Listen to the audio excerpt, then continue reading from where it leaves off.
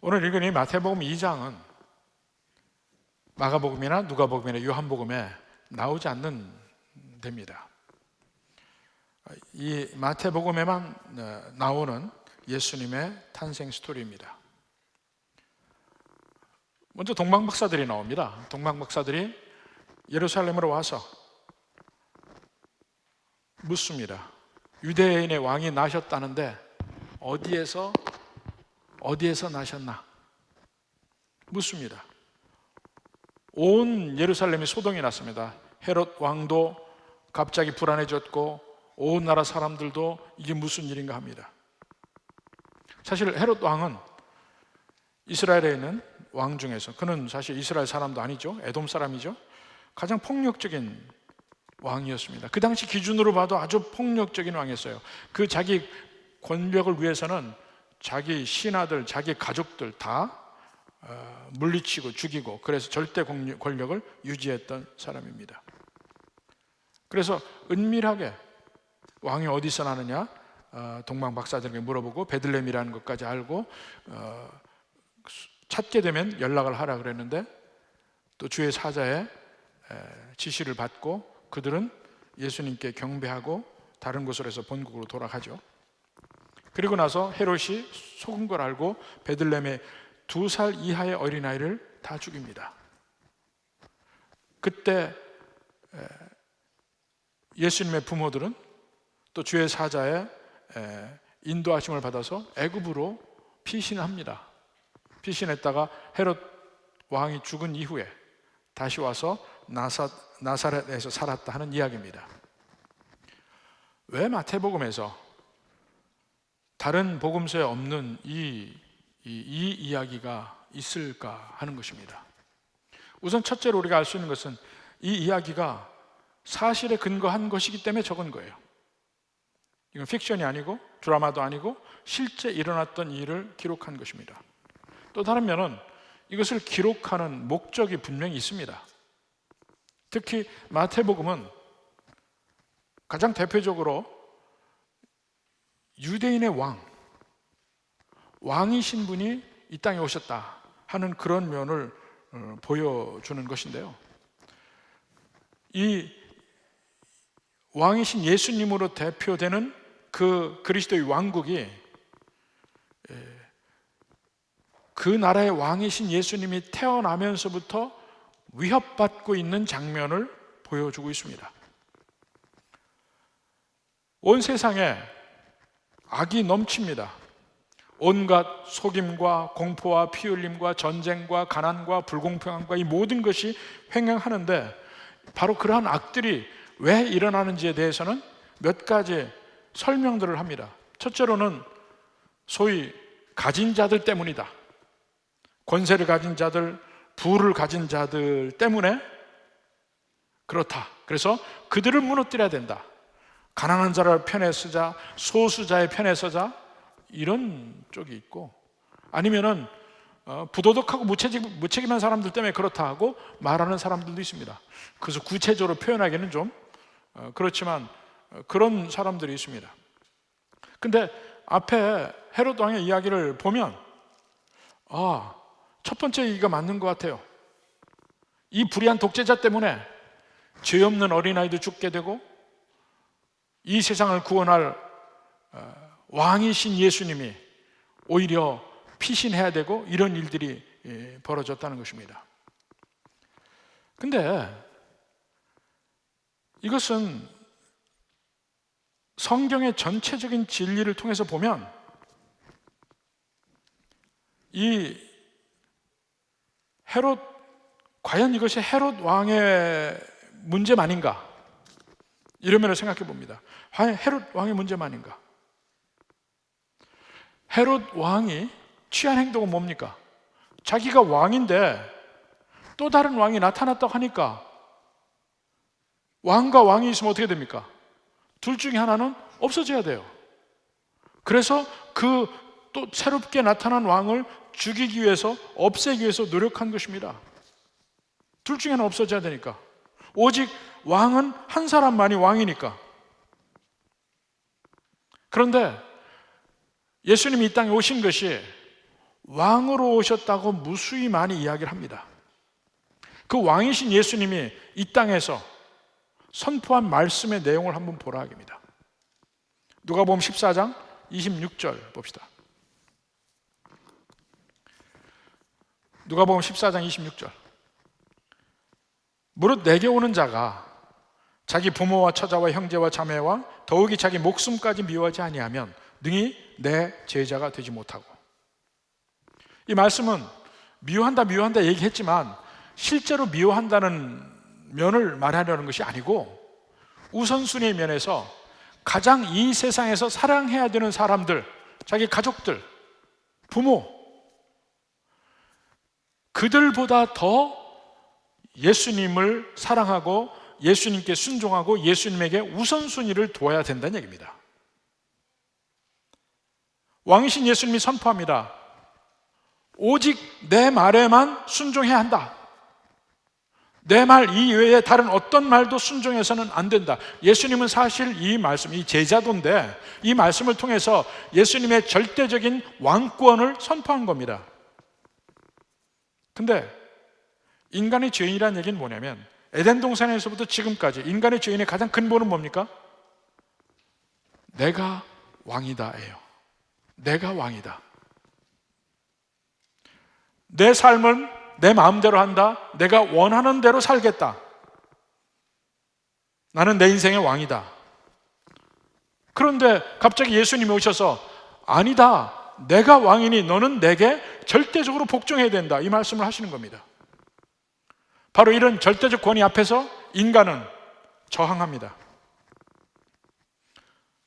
잔인하게 보이지만 이 헤롯 대왕도 결국은 내가 왕이다는 거예요. 그것에 대해서 저항하는 면이 자기의 쓸 수 있는 권한을 다해서 나 말고 또 다른 왕을 없애버리려는 노력입니다.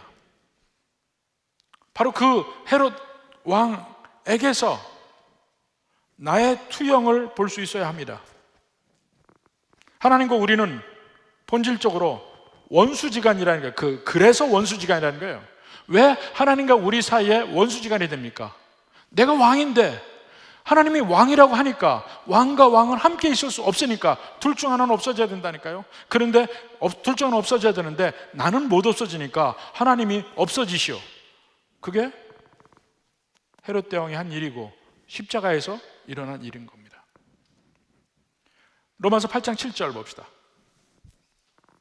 육신의 생각은 하나님과 원수가 되나니 이는 하나님의 법에 굴복하지 아니할 뿐 아니라 육신의 생각은 내 맘대로예요. 내 뜻대로 내가 원하는 대로 살겠다입니다. 그러니까 하나님의 법에 굴복하지 않죠. 할 수도 없어요. 자연 상태의 인간은 하나님과 원수가 돼요. 절대로 하나님의 법에 굴복하지 않아요. 내 맘대로 살아야 되니까. 아이들이 태어날 때 내 맘대로입니다. 근데 오랜 기간 동안 교육을 통해서, 끊임없는 교육을 통해서 아이가 성인이 되면서 순화되는 과정을 거칩니다. 그럼에도 불구하고 그 마음속에 내가 내 마음대로 살겠다는 그것은 변함이 없이 존재합니다. 어떤 사람이든 간에. 그래서 성경에서 얘기하는 것은 이 세상이 악해지는 이유는 어떤 가진 자들 때문이 아니고 어떤 악한 사람들 때문이 아니고 우리 모두의 마음에 악함이 있기 때문에 그렇다는 거야. 인간의 마음 때문에 그렇다는 겁니다. 내 중심, 내가 원하는 대로. 모든 세상은 내 중심으로 돌아가야 되고 내 필요와 내 욕망에 맞춰져서 돌아가야만 내가 행복하게 느껴요. 그래서 하나님 섬기는 것을 원치 않습니다. 내가 다른 사람을 섬기는 것도 원치 않아요. 하나님이 나를 섬기기를 원하고 내 이웃들이 나를 섬기기를 원합니다. 우리 모두의 마음속에는 작은 헤롯이 또아리를 틀고 있습니다. 내 인생, 내 운명은 내가 정한다. 그래서 하나님과 인간은 본질적으로 적대관계예요. 헤롯 왕이 유다의 새로 태어난 왕을 없애려고 하는 것처럼 그런 적대관계가 존재합니다. 그러한 면에서 로마서 3장 10절에 보면 의인은 없나니 하나도 없다 하고 이야기합니다. 의인은 없나니 하나도 없다. 근데 그것을 극단으로 몰고 가보십시오. 정말 아무도 하나님이 없다고 할까? 깨닫는 자도 없고 11절에 하나님을 찾는 자도 없다. 하나님을 찾지 않는데요. 아니 그래도 하나님 찾는 사람들 있지 않습니까? 얼마나 많은 사람이 하나님을 찾습니까? 여기 있는 분들도 다 하나님 찾은 사람들 아니에요? 그런데 성경에서는 하나님을 찾는 사람이 없다는 거예요. 이런 면에서 설명 가능한 이야기가 두 가지가 있는데, 첫째로 우리가 하나님을 찾긴 찾아요. 근데 하나님을 찾는 이유가 하나님이 주시는 것들을 위해서 하나님을 찾아요. 하나님이 주시는 사랑, 하나님이 내게 주는 도움, 하나님이 내게 주시는 건강, 하나님이 내게 주시는 용서, 내게 주시는 행복, 이런 것을 찾는 것이지 실제 하나님 그분을 찾는 것은 아니라는 거예요. 하나님을 찾는 건 아니라는 겁니다. 만약에 하나님에게서 지금 얘기한 이런 것들, 사랑이나 도움이나 건강이나 행복이나 이런 것들이 하나님께로부터 찾을 수 없다는 사실을 안다면 기꺼이 하나님을 떠날 거라고 해요. 그걸 주시는 분이니까 하나님을 찾는다는 거예요. 또 많은 사람들이 두 번째로는 하나님을 찾긴 찾는데 내가 그린 그림의 하나님을 찾지 성경에서 이야기하는 이대로의 하나님을 원하지는 않는다는 겁니다. 내가 원하는 하나님, 이 세상의 수많은 종교가 전부 인간이 원하는 신의 모습이에요. 풍요의 신, 아름다움의 신, 내가 원하는 것을 주는 신. 제가 전에도 말씀드렸죠. 제가 어머니 따라서 열심히 절에다는 이유 중에 하나가 우리 어머니가 제 동생 가지려고 그랬어요. 근데 부처가 있고 용왕님 산신령이 있고 그 오른쪽에 보면 신장님이 있었습니다. 이 신장님이 아이를 주는 신이라는 거야. 아이를 주는 부처라는 거예요. 그래서 가보면 제일 앞에 부처님에게 드리는 시주보다 신장님에게 드리는 시주가 더 컸어요. 아이를 낳으려니까.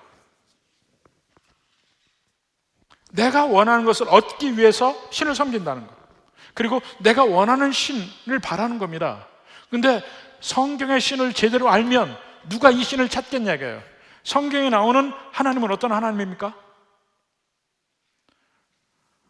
우리가 아는 조그마치의 죄라도 그 죄의 결과는 사형입니다. 생명으로 갚아야 돼요. 그 하나님, 우리가 보기만 해도 우리는 죽을 수밖에 없는 그런 하나님이에요. 그런 하나님이 여러분이 찾는 하나님입니까? 그런 하나님은 안 찾는다니까요. 그런 하나님은 믿고 싶지 않아요. 그래서 근본으로 우리는 하나님을, 이 성경에 나오는 이 하나님을 찾지 않는다는 겁니다. 내가 원하는 하나님을 찾지. 그 원치 않는 하나님이 왕이라고 이 땅에 오신 날이 크리스마스입니다. 그 하나님 앞에서 원수인 인간이 서 있는 거예요.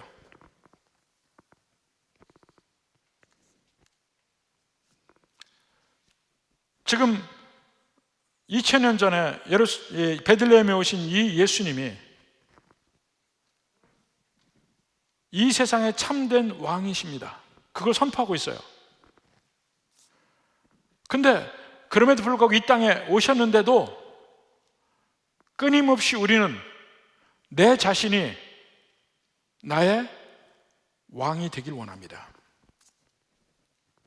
나의 왕이 되길 원합니다. 심지어는 신앙조차도 내가 원하는 것을 얻기 위한 목적으로 신앙을 갖게 된다는 겁니다.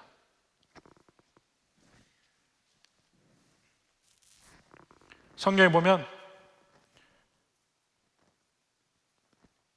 많은 사람들이 믿는 사람 중에서 반박도 합니다. 아니, 우리가 예수님 믿고 하나님과의 관계가 다시 화평의 관계가 되지 않았나요? 근데 물론 로마서 5장 1절 보면 나옵니다. 이제 우리가 하나님과 화평을 누린다. 예수님 때문에 그런데 화평을 누리는 상태에도 계속해서 우리가 로마서 봤잖아요. 로마서 6장, 7장 계속 보면 그럼에도 불구하고 우리 마음속에 계속 죄의 법이 남아서 우리를 죄의 법에 올가매요. 계속 우리는 내가 왕이 되고 싶은 마음은 예수님 믿은 뒤에도 끊임없이 내 마음에 남아 있습니다. 그래서 우리는 어찌하든지 이를 극복하고 예수님을 왕으로 인정하려는 노력들이 필요합니다. 이 땅에 예수님이 왕으로 오셨습니다. 과연 우리는 헤롯처럼 하지 않는가? 그 왕이신 예수님을 밀쳐내고 내가 계속 왕의 삶을 살려고 하지 않는가? 그건 내어버려 두면 내 자연적인 품성 속에서는 그렇습니다. 그러나 마치 연어가 강물을 거슬러 올라가듯이 우리는 끊임없이 노력을 해야 합니다. 그래서 이 죄에서 벗어나려는 노력은 마치 우리 삶에서 다이어트 하는 거하고 비슷하다고 그랬잖아요. 우리 몸은요, 내어버려 두면 절대로 다이어트 못 합니다. 내가 하고 싶은 대로 하고 살면 다이어트 못 하죠. 다이어트가 뭐야? 날마다 살이 더 찌지. 근데 그걸 극복하고 억지로 삶의 습관을 바꾸려고 계속적인 노력을 해야 살이 빠지기도 하고 다이어트도 되고 하는 겁니다. 죄의 면에도 마찬가지입니다. 예수님이 왕으로 오신 이 날, 이 크리스마스 때 우리에게 왕으로 오신 예수님의 의미가 무엇인지를 이런 면에서 다시 생각해 봤으면 좋겠습니다. 두 번째로는 물론 누가복음에도 같이 나오지만 임하신 그리스도의 왕국이 참 연약하게 임해요. 크리스마스는 예수님이 왕으로 이 땅에 오신 날인데 왕이 오셨는데 왕이 두 번 오시죠. 초림과 재림. 재림 때는 정말 왕의 모습으로 오십니다. 이 세상을 심판하실 심판주로 이 땅에 오십니다. 그런데 처음 오실 때는 아주 연약하게 우리 세상의 기대, 인간의 기대와는 다르게 이 땅에 오십니다. 가난한 가족에게서 말구유에서 태어나십니다. 세상의 기대와는 전혀 다릅니다. 세상은 어떻습니까? 왕이 태어나면 이 세상 어느 누구보다 좀 더 나은 사람이어야 돼. 뭔가 좀 강해야 돼.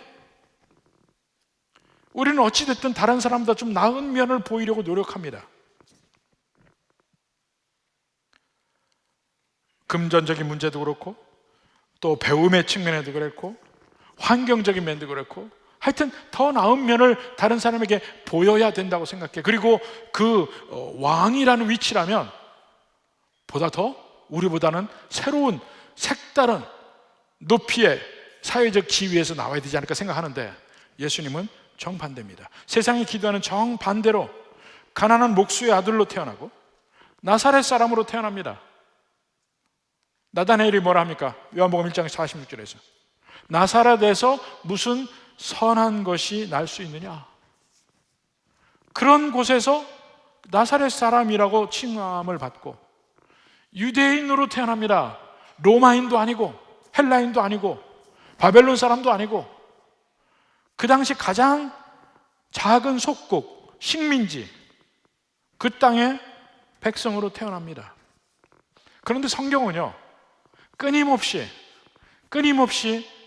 약한 자를 조명하고 약한 자를 택하십니다. 계속 성경에서 보십시오. 골리앗의 대적으로 연약한 소년인 다윗을 택하십니다.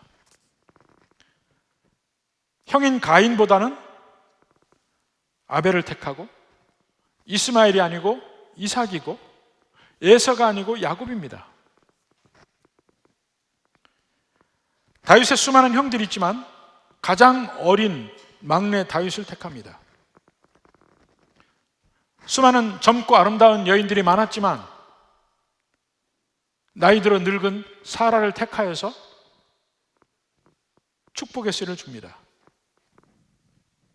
야곱에게 사랑받는 라헬 말고 사랑받지 못하는 레아를 통해서 메시아의 교회보가 이어집니다. 수없이 자녀를 낳지 못한 여인들의 고통 속에서 하나님은 그들을 돌아보시고 축복하십니다. 한나가 그랬고, 삼손의 어머니가 그랬고, 세례 요한의 어머니 엘리사벳이 그랬습니다. 전부 아이를 못 낳은 사람들이에요. 바로 그 하나님이 예루살렘이 아니고 나사렛을 택하셨습니다. 여기서 하나님께서 구원의 특징이 뭔지를 얘기해 줍니다. 모든 이 세상의 종교는 나의 강함을 가지고 그 신을 섬깁니다. 근데 우리의 신앙은 그게 아닙니다. 예수님은 연약한 사람들을 위해 오셨고, 나의 연약함을 인정한 사람들을 위해서 오신 것입니다. 그 정점에는 예수님의 십자가가 있습니다. 왕이신 예수님의 보좌는 가장 높은 곳이 아니고 가장 낮은 곳, 십자가에 있습니다. 바로 이 십자가를 통해서 우리가 하나님과 다시 화평을 이룹니다.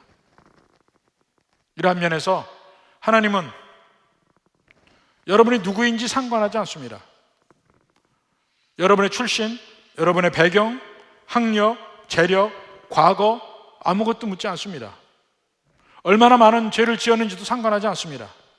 회개하고 예수님께 나아오기만 하면 하나님이 왕이 되어서 우리의 삶을 주관하시고 역사하십니다. 크리스마스는 이를 통해서 예수님이 이 땅에 오셨을 때 우리가 그냥 소위 요새 얘기하는 인싸가 되는 게 아니에요. 나는 예수님 사람이다. 그것을 세상에 그냥 자랑하는 것이 아니란 말입니다. 오히려 크리스마스의 진정한 의미는 인싸가 아닌 사람을 품는 거예요. 이 세상 모든 사람은 요새 표현으로 하면 하나님 나라의 인싸가 아니었습니다. 근데 예수님이 이 땅에 오신 이후부터 모든 사람을 인싸로 초청하는 순간입니다. 나와 다른 사람, 소외된 사람, 연약한 사람, 이들을 품는 순간, 이것이 오늘날 우리가 느껴야 할, 우리가 알아야 할 크리스마스입니다. 왕이 오신 것, 근데 연약함으로 오셔서 연약한 우리를 품으시는 바로 그 날이 크리스마스입니다. 바로 이러한 면이 모두 새롭게 다시 느껴지고 진정한 크리스마스의 의미가 우리의 삶, 우리 교회에 함께하기를 주님의 이름으로 축원합니다.